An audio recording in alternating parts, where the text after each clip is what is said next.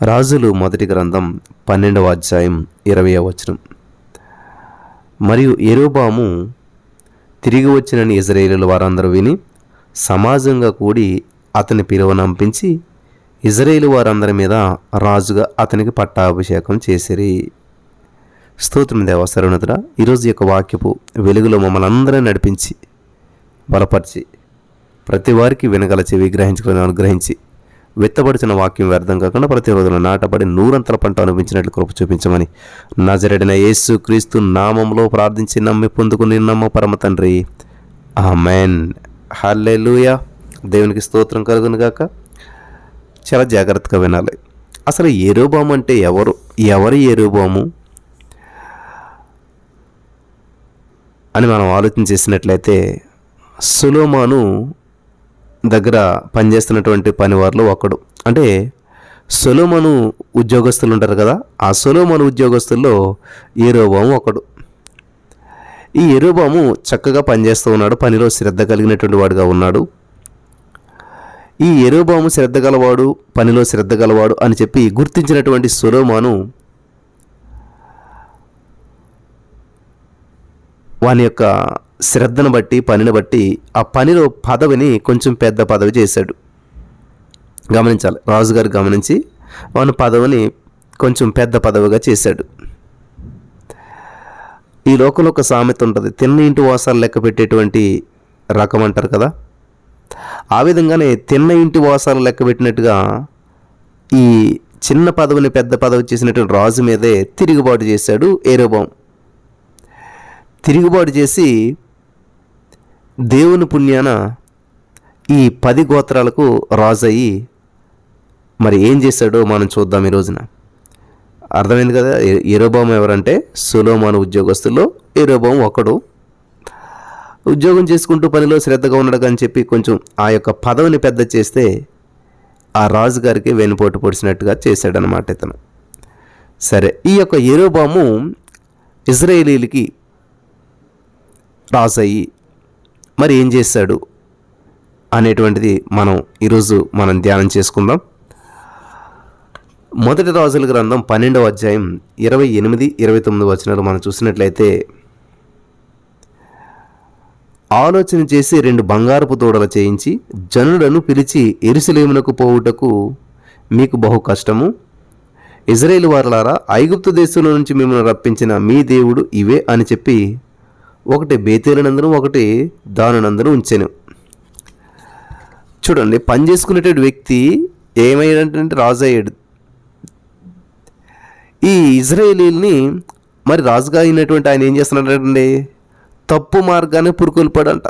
మొదటి రాజుల గ్రంథం 12, 28, 29 వచనాల ప్రకారం దేవుడు ప్రజలందరినీ యెరూషలేమునకు వెళ్ళి ఆరాధించమని చెప్తే దేవుడు చెప్పినటువంటి దాన్ని మానేసేసి యెరోబాము ఏం చేశాడంటే, యెరూషలేము అవసరం లేదు, బేతేలులోను దానిలోనూ ఉండండి చాలు, మీకు 2 దూడలు మేము చేయించి పెడతాను, మీరు యెరూషలేము ఏం వెళ్తారులే, దూరము భారము అంటూ బంగారు దూడలకు సాగిలపడేటట్లు చేశాడు.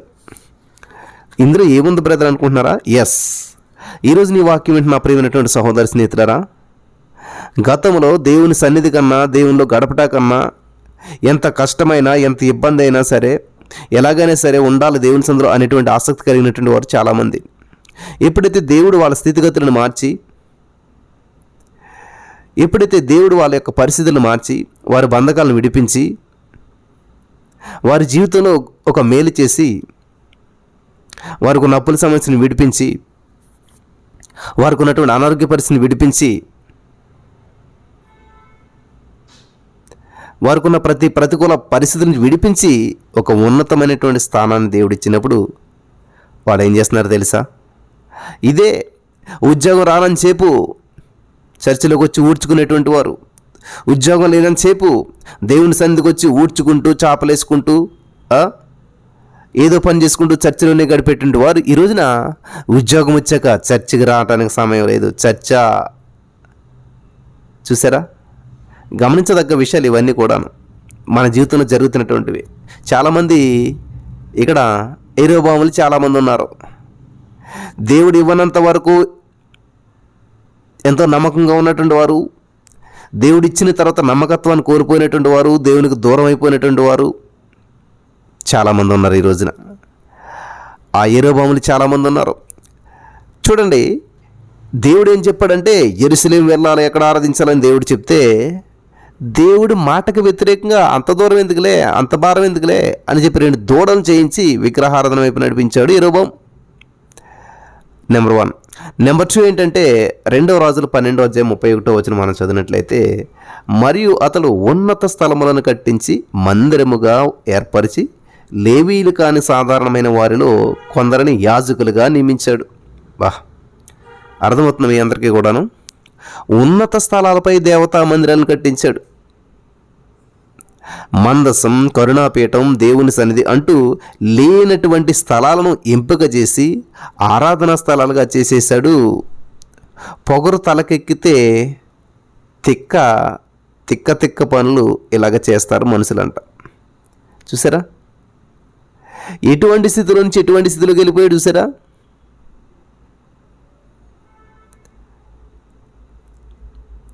లేనటువంటి స్థలాలను, దేవుని సన్నిధి అంటూ లేనటువంటి స్థలాలను ఎంపిక చేసేసి ఆరాధన స్థలాలుగా చేసేసాడు. ఉన్నత స్థలాలపై దేవతా మందిరాలను కట్టించాడు. దేవునికి చెందవలసినటువంటిది చెందకుండా చేశాడు. దేవుని దగ్గర రావాల్సినటువంటి వారిని దూరం చేశాడు. కాబట్టి నీకు వచ్చినటువంటి ఆధిపత్యము, నీకు వచ్చినటువంటి ఉద్యోగం, నీకు వచ్చినటువంటి హెచ్చింపు దేవునికి దగ్గర చేసేదిగా ఉండాలి తప్ప దేవునికి దూరం చేసేదిగా ఉండకూడదు. యెరొబోము రాజు అయ్యాక ఇశ్రాయేలు ప్రజలను తప్పు మార్గాన్ని పురుగొల్పాడు, దేవతా మందిరాలను కట్టించాడు. నెంబర్ 3,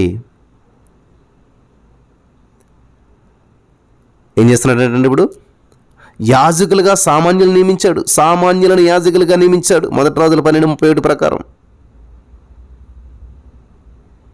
గమనించాలి ప్రియులారా, యాజక ధర్మం జరిగించడానికి దేవుడు లేవీయులను ఏర్పరచుకున్నాడు. ఒక ప్రత్యేకమైనటువంటి వారిని ఏర్పాటు చేసుకున్నాడు. దేవుడు ఏర్పాటు చేసుకున్న వారిని అందరినీ యెరొబోము గారు తొలగించేసేసి సాధారణ పౌరులు నియమించాడు. అర్హత లేనివాడు పూజారయ్యాడు. పిలుపు లేకుండా పాస్టర్ పనిచేస్తూ ఉంటుంటే, ఇప్పుడు గమనించాలి, పిలుపు లేకుండా దేవుని సేవ చేస్తుంటుంటే పుట్టుక్కున ఏదో రోజు ఆగిపోతారు, అడ్రస్ గల్లంత అయిపోతుంది. అదే జరిగింది ఇక్కడ. కాబట్టి సామాన్యులను యాజకులుగా నియమించేశాడు యెరొబోము. ఇవన్నీ ఎలా చేశాడంటారు? దేవుడిచ్చిన అధికారాన్ని ఉపయోగించుకుని దేవుడికి మహిమ తెస్తాడని చెప్పి దేవుడు అధికారం ఇస్తాడు. ప్రియులారా, దేవునికి మహిమ తెస్తాడని దేవుడు మీకు ఉద్యోగం ఇస్తాడు, హెచ్చింపిస్తాడు, చక్కటి గర్భఫలం ఇస్తాడు, చక్కటి వివాహం ఇస్తాడు, అప్పుల నుంచి బయటపడే మార్గాన్ని దేవుడు తెలియజేస్తాడు. ఇవన్నీ తెలియజేసేది ఎందుకంటే దేవునికి దూరం అయిపోతారని కాదు. ఈ రోజున చాలామంది అదే చేస్తూ ఉన్నారు. దేవుడు దీవించిన తర్వాత, దేవుడు హెచ్చించిన తర్వాత, దేవుడు అద్భుతాలు చేసిన తర్వాత దేవునికి దూరం అయిపోతూ ఉన్నారు. యెరొబోము ఏం చేశాడంటండి? ఇశ్రాయేలును తప్పు మార్గంలోకి నడిపించాడు. మందిరాలు కట్టించాడు, దేవతా మందిరాలు కట్టించాడు ఉన్నత స్థలాలపై. సామాన్యులనేమో యాజకులుగా నియమించాడు. 4వదిగా దేవుని నియమాన్ని ఇష్టానుసారంగా మార్చేశాడు. చూద్దాం 32-33 1 రాజులు 12:32. మరియు యెరొబోము యూదా దేశమందు జరుగుచున్నటువంటి ఉత్సవమును 8వ మాసము 15వ దినమందు జరుప నిర్ణయించి బలిపీఠం మీద బలులు అర్పించుచూ వచ్చెను. ఈ ప్రకారం బేతేలునందును తాను చేయించిన దూడలకు బలులు అర్పించుచూ ఉండెను. మరియు తాను చేయించినటువంటి ఉన్నతమైనటువంటి స్థలమునకు యాజకులను బేతేలునందుంచెను. ఈ ప్రకారం అతడు యోచించిన దానిని బట్టి 8వ మాసం 15వ దినమందు బేతేలులో తాను చేయించిన బలిపీఠం మీద బలులు అర్పించుచూ వచ్చెను. మరియు ఇశ్రాయేలు వారికి ఒక ఉత్సవమును నిర్ణయించి ధూపము వేయుటకై తానే బలిపీఠం ఎక్కెను. చూసారా, 7వ మాసం 15వ దినం జరగవలసినటువంటి పర్ణశాలల ఉత్సవం 8వ మాసం 10వ దినాన నిర్ణయించాడు. అప్పుడు జరగాలని చెప్పి నిర్ణయించాడు. దేవుని నిబంధనలనే మార్చేశాడు. తన వాక్యంలో సున్న కానీ పొల్లు కానీ తీసేయొద్దు, కలపొద్దని చెప్పి దేవుడు అంటే, ఇతను ఏడో మాసానికి కాస్త 8వ మాసానికి మార్చేశాడు. వీళ్ళు గమనించాలి, దేవుని నిబంధనలే మార్చేశాడు, దేవుని నియమాన్ని ఇష్టానుసారంగా మార్చేశాడు యెరొబోము. చివరిగా ఇంకొక మాట చెప్తాను ప్రియులారా. 33 వచనం చూసినట్లయితే మనం అతను ఏం చేశాడంటే మార్చేశాడంతా కూడాను. 1 రాజులు 13 మొదటి వచనం మనం చూసినట్లయితే, అంతటా దైవజనుడైనటువంటి ఒకడు యెహోవా చేత సెలవునుంది యూదా దేశం నుండి బేతేలునకు వచ్చెను. ధూపం వేయుటకు యెరొబోము ఆ బలిపీఠమునొద్ద నిలిచి ఉండగా ఆ దైవజనుడు యెహోవా ఆజ్ఞ చేత బలిపీఠమునకు ఈ మాట ప్రకటన చేసెను, బలిపీఠమా బలిపీఠమా, యెహోవా సెలవిచ్చినదేమనగా, దావీదు సంతతిలో యోషియాను ఒక శిశువు పుట్టును, నీ మీద ధూపం వేసినటువంటి ఉన్నత స్థలముల యొక్క యాజకులను అతడు నీ మీద అర్పించును, అతడు మనుష్య శైల్యములను నీ మీద దహనము చేయును. పిల్లలు గమనించాలి, ఏం చేశాడంటే ఆయన యాజకులు ధూపం వేసి బలులు అర్పించాలి. అయితే యెరొబోము కాని పని చేశాడు. గాడిదేసేసే పని కుక్క చేస్తే ఏమవుతుందో మీకు అందరికీ తెలుసు కదా. యాజకులు అర్పించేటువంటి బలులను యెరొబోము అర్పించాడు.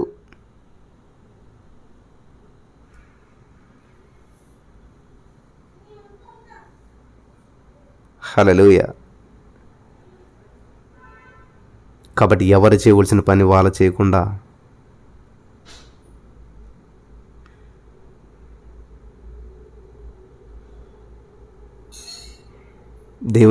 దేవుని సన్నిధిలో మరి ఇష్టానుసారంగా చేసినట్లయితే ఇక్కడ భయంకరమైన పరిస్థితి ఎదురవుతుంది.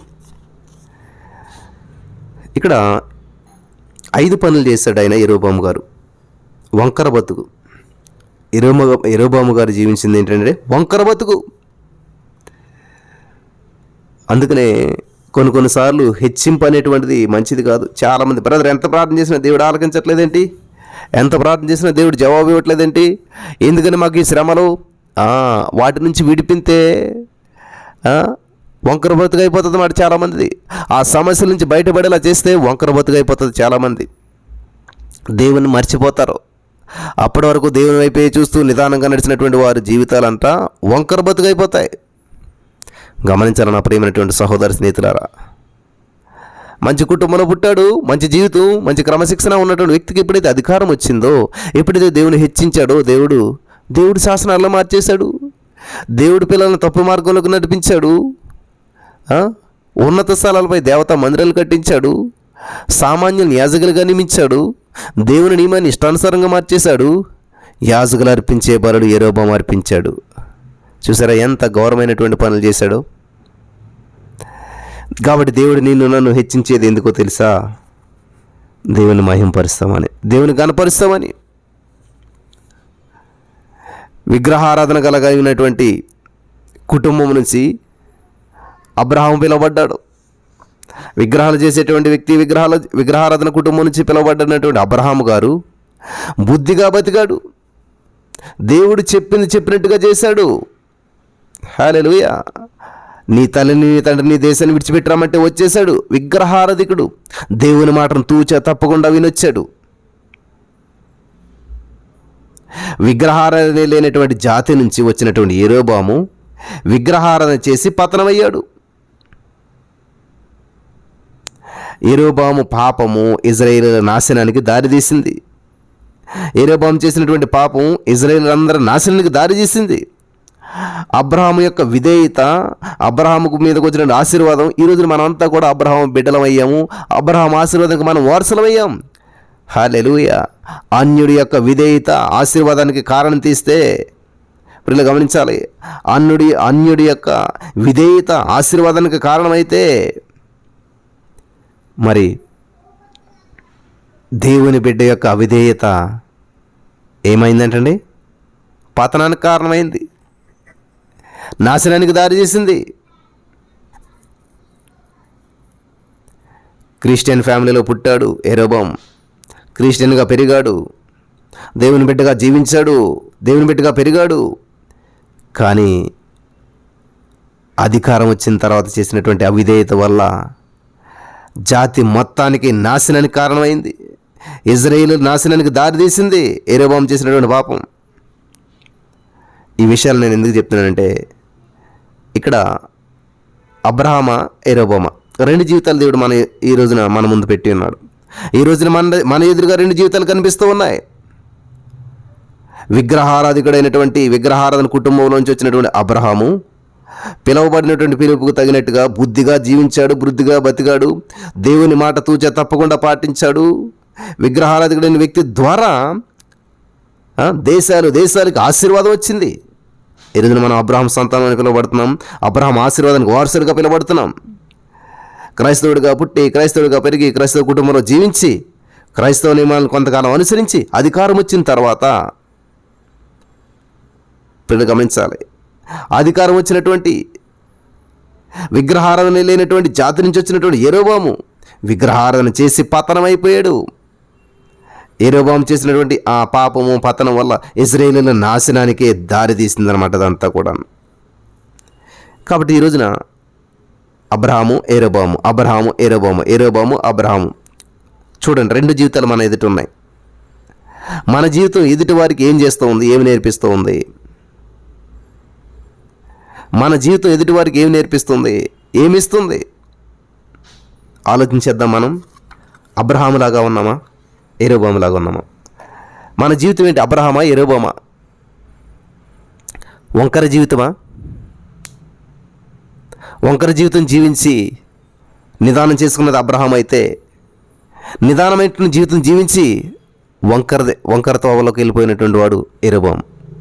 కాబట్టి ఈ రోజున యెరోబోము లాంటి జీవితంలో జీవిస్తూ ఉన్నామా? దేవుని నమ్ముకుని వంకర దారిలోకి వెళ్ళిపోతున్నామా? అబ్రహాము దేవుని తెలియక విగ్రహారం చేసినటువంటి వ్యక్తి దేవుడు పిలుపుని అందుకొని నిదానంగా జీవించి అనేక మందికి ఈ రోజుకి తండ్రిగా ఆశీర్వాదానికి, మరి అబ్రహాం ఆశీర్వాదానికి మనం వారసులుగా చేసినటువంటి అబ్రహాం వల్లే మనం జీవిస్తూ ఉన్నామా? ఎవరు మీ తండ్రి? అబ్రహామా లేక లోకానుసారమా? యెరోబోము సంతత, అబ్రహాం సంతత? అబ్రహాం వల్లే అనేక మందికి ఆశీర్వాదకరంగా ఉన్నామా? యెరోబోము వల్లే జాతి నాశనానికి కారకులుగా ఉన్నామా? మనం పరిశీలన చేసుకుందాం. అబ్రహాం వల్లే దేవుని మాట విని దేవునికి ఒబీడియన్స్ చూపించి అనేక మందికి ఆశీర్వాదకరంగా ఉండేటువంటి వ్యక్తిగా ఉండడానికి పరిశుద్ధాత్మ దేవుడు సాయం చేసి నడిపించి బలపరచును గాక. ఆమేన్.